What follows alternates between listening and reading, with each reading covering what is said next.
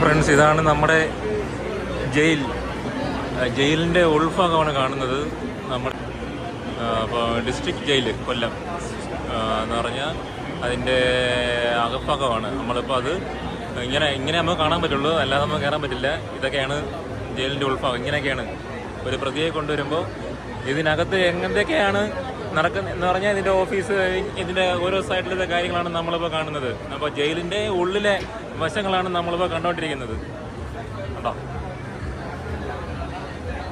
ഇതൊക്കെയാണ്. അപ്പോൾ ഓരോ സെഷനായിട്ടാണ് അവർ ഇതിനകത്ത് സെറ്റ് ചെയ്തേക്കുന്നത്. ജയിലിൻ്റെ ഓരോ ഭാഗങ്ങളുടെ ഓരോ സെഷനായിട്ടാണ് സെറ്റ് ചെയ്തേക്കുന്നത്. അപ്പോൾ ഇത് സെല്ലാണ്, സെല്ലിൻ്റെ ഉൾഭാഗമാണ്. അതിനകത്ത് ഓരോ കാര്യങ്ങൾ ഓഫീസേഴ്സ് ഇതിനകത്ത് ഡീറ്റെയിൽ ആയിട്ട് കാര്യങ്ങളൊക്കെ പറഞ്ഞു കൊടുക്കുന്നുണ്ട്. ഓഫീസേഴ്സ് എല്ലാ കാര്യങ്ങളും, ഇതിൻ്റെ കേരള പോലീസിൻ്റെ അതിനുള്ള ഓഫീസേഴ്സ് എല്ലാവരും ഇതിൻ്റെ ഡീറ്റെയിൽ ആയിട്ടുള്ള കാര്യങ്ങളെല്ലാം ഇതിനകത്ത് പറഞ്ഞു കൊടുക്കുന്നുണ്ട്. അപ്പോൾ എല്ലാ ഓഫീസേഴ്സും ഉണ്ട് ഇതിനകത്ത്. ഓരോ സെഷനായിട്ടുള്ള ഓഫീസേഴ്സ് എല്ലാവരും ഇതിനകത്ത് തന്നെ കാര്യങ്ങളെല്ലാം പറഞ്ഞു കൊടുക്കുന്നുണ്ട്. അപ്പോൾ ഇതൊക്കെയാണ് ജയിലിൻ്റെ ഉൾഭാഗം. ഇത് കണ്ടില്ലേ, ഇതിൻ്റെ ഓരോരോ എന്താ പറയുക, ഡെമ്മി പോലുള്ള സാധനങ്ങളാണ് ഇതിനകത്ത് സെറ്റ് ചെയ്ത് വെച്ചിരിക്കുന്നത്. കണ്ടോ, ഇതല്ല ഡിസ്ട്രിക്ട് കൊല്ലം ജയിൽ കൊല്ലം. ഇതൊക്കെയാണ് ഇത്. ഓക്കെ, ഇതൊക്കെയാണ് അവിടെ. ഇത് വീഡിയോ കോൺഫറൻസ് ഇങ്ങനെയുള്ള കാര്യങ്ങളൊക്കെയാണ് അതിനകത്ത് വെച്ചിരിക്കുന്നത്. ഇതാണ് സെല്ല്. അപ്പോൾ ഇത് സെല്ലാണ്.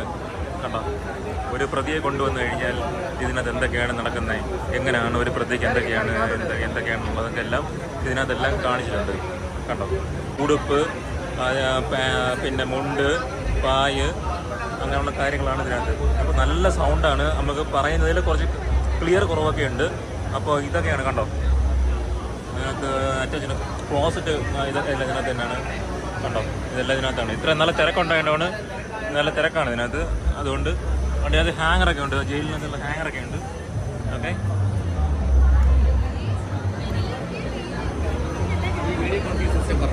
ഓക്കെ. അതായത് ഇതെന്ന് പറയുന്ന വീഡിയോ കോൺഫറൻസ് സിസ്റ്റമാണ്. അതായത് എല്ലാ ജയിലുകളിലും ഒരു സ്റ്റുഡിയോ ഉണ്ടാവും. അത് പ്രതികളെ, അതായത് കോടതി ഇന്ന പ്രതിയെ ഹാജരാക്കാൻ പറയുമ്പോൾ നമ്മൾ ആ പ്രതിയെ ഇതുപോലുള്ള സ്റ്റുഡിയോയിൽ ഇതുപോലൊരു പ്രതിക്കൂടുണ്ടാവും, അതിൽ കയറ്റി നിർത്തും. എന്നിട്ട് ഇവർ ജഡ്ജും ഇതിനും തമ്മിലുള്ള ആശയവിനിമയം കഴിഞ്ഞതിന് ശേഷം അവരെ ഇറക്കി നിർത്തും. ഇതുകൊണ്ടുള്ള ഗുണമെന്ന് പറയുന്നത്, നേരത്തെ ആണെങ്കിൽ ഒരു എസ്കോർട്ട്, ഒരു പ്രതിക്ക് 2 പേര് വേണമെന്നാണ്, 2 പോലീസ്മാൻമാർ വേണമെന്നാണ്. അപ്പോൾ അവരെ ലാഭിക്കാം. അതുപോലെ തന്നെ സർക്കാരിന് ഇവരുടെ ഫുഡ്, ഇവർ പോകുന്ന ടൈമിൽ ഫുഡിനുള്ള പൈസ കൊടുക്കണം, ബസ് ഫെയർ കൊടുക്കണം, ഇതൊക്കെ ലാഭിക്കാൻ പറ്റും. അതിലെല്ലാം ഉപരി ഏറ്റവും കൂടുതൽ എസ്കേപ്പ് നടക്കുന്നത് ഇത്തരം സന്ദർഭങ്ങളിലാണ്. ജയിലിൽ നിന്ന് പുറത്തോട്ട് കൊണ്ടുപോകുന്ന ടൈമിലാണ് എസ്കേപ്പിംഗ് ടെൻഡൻസി കൂടുന്നതും അല്ലെങ്കിൽ അതിൻ്റെ പോസിബിലിറ്റി കൂടുന്നതും. അത് ഒഴിവാക്കാനായിട്ട് പറ്റും. ജയിലിൽ നിന്ന് പുറത്തോട്ട് കൊണ്ടുപോകുന്നില്ല, ജയിലിൽ തന്നെയാണ് വീഡിയോ കോൺഫറൻസ് വഴി കോടതി വ്യവഹാരങ്ങളൊക്കെ നടക്കുന്നത്. അപ്പം ഈ സാറ് പറഞ്ഞു തന്നത്, സാറ് കൊല്ലം ജില്ലയിൽ 2 ജയിലുകളാണുള്ളത്. കൊല്ലം ജില്ലാ ജയിലും ഒന്ന് സ്പെഷ്യൽ സബ് ജയില് കൊട്ടാരക്കരയുടെ ഒരു മിനിയേച്ചർ രൂപമാണ് ജയില്. അങ്ങനെ എല്ലാം അവരൊരു ഡെമ്മി പോലെ ഇതിനകത്ത് വെച്ചിട്ടുണ്ട്. കണ്ടോ, ഇതൊക്കെയാണത്. കണ്ടില്ലേ, സ്പെഷ്യൽ സബ് ജയില് കൊട്ടാരക്കര ആണ്. കേട്ടോ,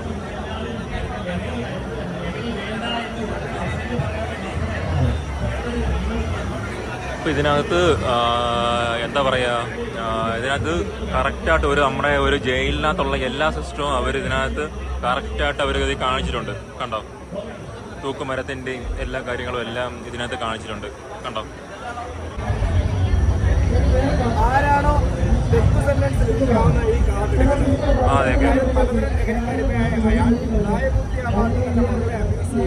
അതിനെ എതിർത്ത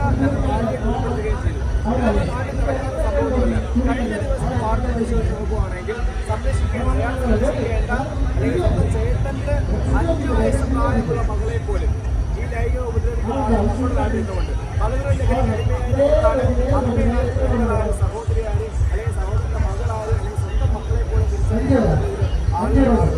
അപ്പോൾ അത്തരത്തിലുള്ള ശിക്ഷയുടെ നാടുകളിലാണ് വഴി ശരിക്കുള്ള ഗാലോസ് എക്സ്പീരിയൻസ് ഇവിടെ പോകുന്നത്. അപ്പോൾ ഈ കാർഡ് ആരാണോ റാൻഡമായിട്ട് പിക്ക് ചെയ്യുന്നത് അയാളെ നമ്മൾ ഡെത്ത് സെന്റൻസിലേക്ക് VR എക്സ്പീരിയൻസിലൂടെ നമ്മൾ ഇതാണ് അതിൻ്റെ ഒരു മിനിയേച്ചർ.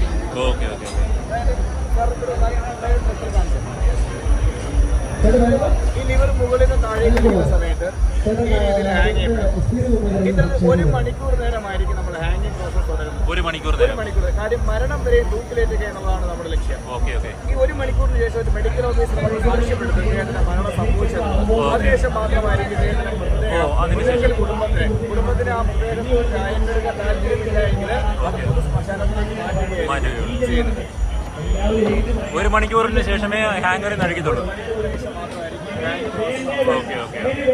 അപ്പോൾ ഒരു ആളെ തൂക്കിക്കൊല്ലുന്നതിന് ശേഷം തൂക്കിയതിന് ശേഷം 1 മണിക്കൂർ കഴിഞ്ഞതിന് ശേഷമേ അവർ അതിൽ നിന്ന് ഹാങ്ങറിൽ നിന്ന് ആളെ ശ്മശാനത്തിലോട്ട് മാറ്റുകയുള്ളൂ. എന്ന് പറഞ്ഞാൽ അടുത്തുള്ള കാര്യങ്ങളിലൊക്കെ നിൽക്കത്തുള്ളൂ. ആള് മരിച്ചു എന്ന് ഉറപ്പായതിനു ശേഷം.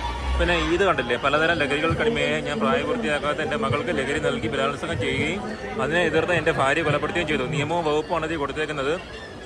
അതിനകത്ത് സെക്ഷൻ 3-4 പോസ്കോ ആക്ട് 2012 ശിക്ഷ വധശിക്ഷയാണ് അതിന്. വധശിക്ഷ കോടതി, ജില്ലാ സെഷൻ കോടതിയുടെ ഒരു ചെറിയൊരു കട്ടിങ്സാണ് ഓഫീസർ നമ്മളെ പരിചയപ്പെടുത്തുന്നത്. കണ്ടോ, ഇതിനകത്ത് വരുമ്പോൾ നമ്മൾ കറക്റ്റായിട്ടുള്ള കാര്യങ്ങൾ ഓഫീസേഴ്സ് പറഞ്ഞു തരും.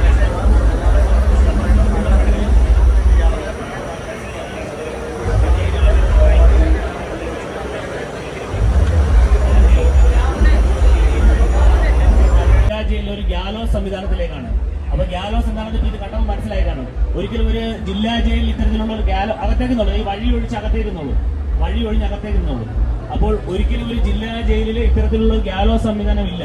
ഗ്യാലോസ് സംവിധാനം ഉള്ളത് തിരുവനന്തപുരം സെൻട്രൽ ജയിൽ, ആ വഴി ഒഴിഞ്ഞ് അകത്തേക്ക് എറിയുക. ഗ്യാലോസ് സംവിധാനം ഉള്ളത് Thiruvananthapuram central jail, Kannur central jail എന്നിവിടങ്ങളാണ്. എന്തുകൊണ്ട് ഇപ്പൊ എക്സ്പീരിയൻസ് ചെയ്യാം. വിഷ്വലി ഉള്ള വിഷ്വലി ഇത് എങ്ങനെയാണ് ഹാങ് ചെയ്യുന്നത് കാണാം. രാവിലെ ഓക്കെ. അപ്പോൾ ഇത് നിങ്ങൾക്ക് കൊല്ലം ജില്ലാ ജയിലിൽ നിങ്ങൾക്ക് എന്ത് വേണ്ടിയിട്ടാണ് പറഞ്ഞു തരുന്നത് വെച്ചാൽ ഇത് ലഹരിയുടെ തൂക്കുകയറാണ്. നമ്മുടെ നാട്ടിൽ ലഹരിയുടെ ഉപഭോഗം വർദ്ധിച്ചുകൊണ്ടിരിക്കുകയാണ്. നമ്മുടെ ജയിലിലേക്ക് വരുന്ന ക്രൈമുകളിൽ കൂടുതലും, അതായത് 50% കൂടുതൽ ഒറ്റ ക്രൈമാണ് എല്ലാം ലഹരിയുമായിട്ട് ബന്ധപ്പെട്ട NDPS, narcotic drugs and psychotropic substance എന്ന NDPS ക്രൈമിലാണ് ഏറ്റവും കൂടുതൽ ആൾക്കാർ ജയിലിലേക്ക് വരുന്നത്. ഇത് വരുന്നതെല്ലാം കൂടുതലും ഡോക്ടേഴ്സ് ഉണ്ട്, എഞ്ചിനീയേഴ്സ് ഉണ്ട്, സ്റ്റുഡൻസ് ഉണ്ട്. അപ്പോൾ അക്കാഡമിക് ഇഷ്യൂസ് കൊണ്ടൊന്നും അല്ല വരുന്നത്, എഡ്യൂക്കേഷൻ പ്രോബ്ലം കൊണ്ടും അല്ല വരുന്നത്. ഇതപ്പോൾ നമ്മുടെ കുടുംബങ്ങളിൽ തന്നെ ഇതിന് അവയർനെസ് സ്റ്റാർട്ട് ചെയ്യുക. എല്ലാവരും ഇത് കണ്ടിറങ്ങുമ്പോൾ എല്ലാവരും ഒരുമിച്ച് പറഞ്ഞുകൊണ്ട് ഇറങ്ങുക. ലഹരി വേണ്ടേ വേണ്ട എന്നൊരു മുദ്രാവാക്യം പറഞ്ഞുകൊണ്ട് ഇറങ്ങുക. ഓക്കെ.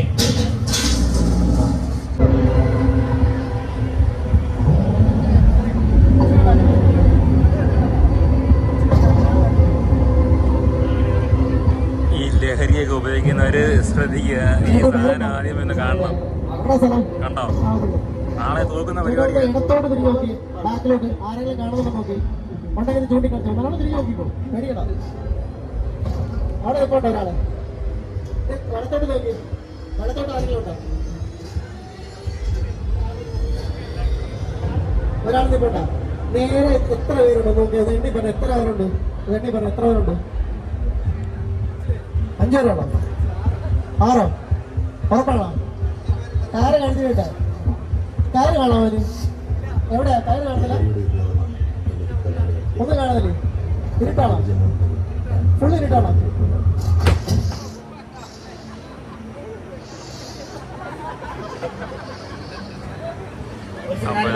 പറഞ്ഞത് കേട്ടല്ലോ, ലഹരിയുടെ ഉപഭോഗമാണ് ഈ സുഹൃത്തിനെ ഇവിടെ എത്തിച്ചത്. ഇനിയൊരു ജന്മം ഉണ്ടാകില്ല, അല്ലെങ്കിൽ ലഹരിക്കെതിരെ പോരാടാം എന്നാണ് പറഞ്ഞത്. പക്ഷെ നമ്മൾ അങ്ങനെയല്ല പറയുന്നത്.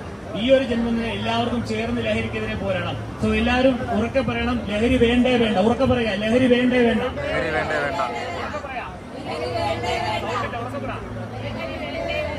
ലഹരി വേണ്ടേ വേണ്ട. ലഹരി വേണ്ടേ വേണ്ട. ലഹരി വേണ്ടേ വേണ്ട. Okay, thanks. അപ്പൊ നിങ്ങളുടെ കുടുംബത്തിൽ നിന്ന് ഒരാൾ പോലും ഇത്തരത്തിലുള്ള ഒഫൻസുകൾപ്പെട്ട് ജയിലിലേക്ക് വരാതിരിക്കട്ടെ. Okay, thank you.